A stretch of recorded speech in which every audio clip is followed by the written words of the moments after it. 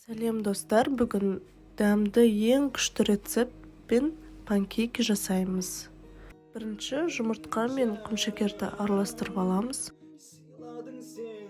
Жылы сүт қосып араластырамыз осылай.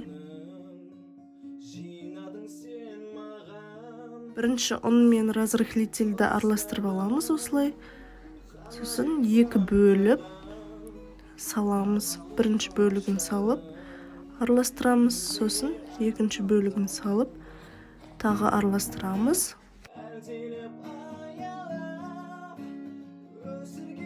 Содан соң сары майды салып араластырамыз.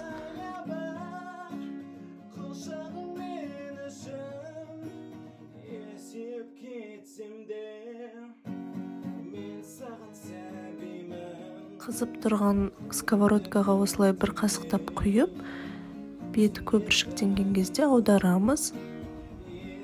Осылай барлығын пісіріп аламыз. Тез және жеңіл жасалатын дәмді панкейкілеріміз дайын болды. Астарыңыз дәмді болсын, міндетті түрде жасап көріңіздер. Сәттілік!